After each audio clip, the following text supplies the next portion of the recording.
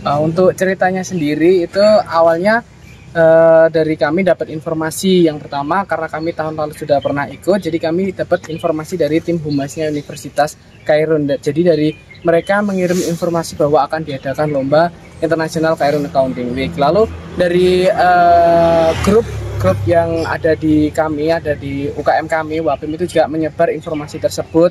Lalu juga dari Kaprodi kami juga share tentang lomba International Kairun Accounting Week ini. Lalu untuk pengumpulan yang pertama kita membaca dulu untuk materinya apa saja, lalu kami membentuk tim siapa saja yang bisa ikut dan bisa mengikuti lomba ini. Nah, pada awalnya kami hanya terbentuk 2 tim saja, tapi pada akhirnya kami ada 3 tim untuk ikut. Nah, dari 3 tim itu kita melakukan latihan secara intens selama 1 bulan. Selama 1 bulan persiapannya? Ya, 1 bulan. Oke. Nah, 3 tim ini berapa orang mas setiap tim? Setiap timnya ada 3 orang, jadi 1 tim 3 orang. Total ada 9 mahasiswa APM yang ikut lomba. Gitu. Nah, kalau di lombanya sendiri bisa dikasih gambarnya nggak seperti apa? Kalau di lombanya itu ada 3 tahap. Jadi yang pertama itu ada multiple choice, yang kedua ada false and true statement, yang ketiga ada essay. Kalau di multiple choice sendiri itu kita dikasih soal 100.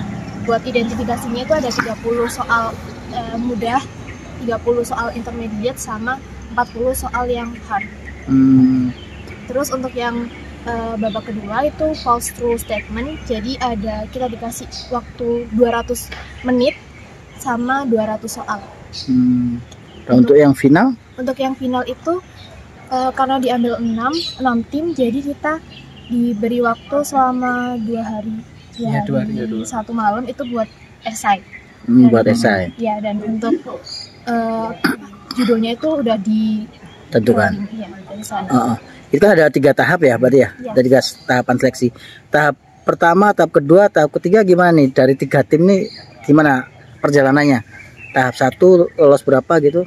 Untuk tahap 1 itu dari 35 tim diambil 20 besar. 20 besar. Ke babak kedua. Lalu dari babak kedua ke babak ketiga itu diambil 6 besar.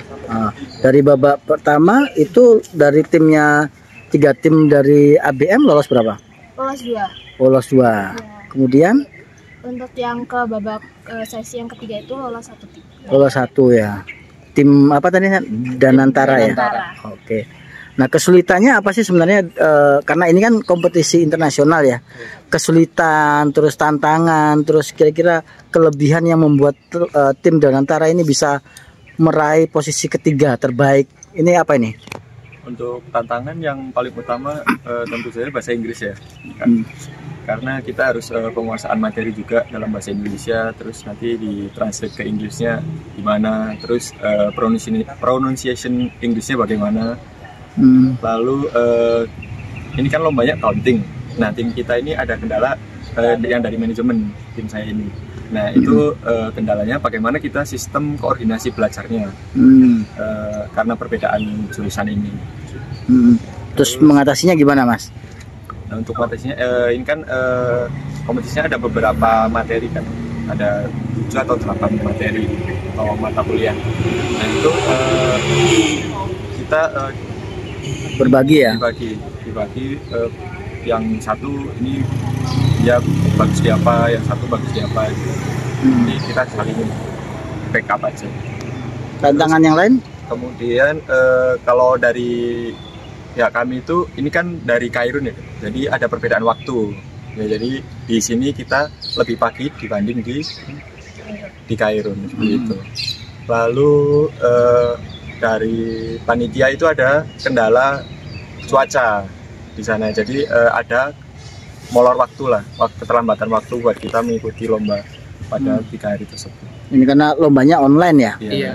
Online. Kira-kira persiapan yang dilakukan teman-teman sampai bisa meraih posisi ini apa mas? Yang mungkin dalam waktu sebulan doang ya?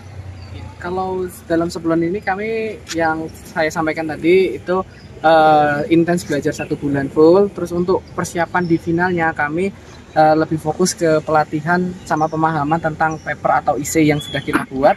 Habis itu kita pahami lagi bagaimana pronunciation-nya, belajar bahasa Inggrisnya lebih tepatnya, sama merespon pertanyaan atau pernyataan yang disampaikan oleh juri itu juga kita pelajari. Kemungkinan pertanyaan yang akan keluar mengenai paper kita kayak gitu. Jadi presentasi kita lancar dan saat menjawab kita juga percaya diri. Kalau essay kemarin soal apa? Temanya soal apa? Kalau tim kami kemarin dapat tema tentang small business dalam beradaptasi di era AI. Jadi kami mengelaborasi tentang tema tersebut dalam penulisannya dalam bahasa Inggris, full bahasa Inggris. Penilaian isi berapa kira-kira? Untuk penilaian papernya isinya sendiri itu ada 10% dan sisanya itu dari 40% presentasi dan 30% dari sesi tanya jawabnya waktu presentasi. Kalau ide sendiri berarti ya? Apa ditentuin? Untuk idenya Judulnya sudah ditentukan, tapi untuk isinya itu dari kami yang menjabarkan atau membuat. bisa dikasih ini nggak gambaran resumnya terkait dengan isi teman-teman yang ditawarkan terkait dengan small business di era AI ini apa menurut teman-teman mahasiswa ABM nih? Untuk kemarin ini wajah. Oke. Untuk kemarin dari kami mengusulkan bahwa kan ada banyak sarana kayak seperti ChatGPT, DALL-E dan lain sebagainya yang bisa membantu UMKM dalam membantu membuat konten seperti itu. Kayak konten pada saat ini kan konten ada banyak sekali. Nah, dengan adanya AI itu bisa membantu small business atau UMKM untuk beradaptasi lebih untuk mengiklankan atau mempromosikan usaha atau bisnis mereka ke banyak masyarakat luas. Jadi dengan usulan kami yaitu penggabungan antara ChatGPT, AI ChatGPT, DALL-E dan Google Trend mungkin untuk melihat tren saat ini dengan aplikasi editor seperti Canva untuk mendukung promosi dan pengiklanan dari small business begitu.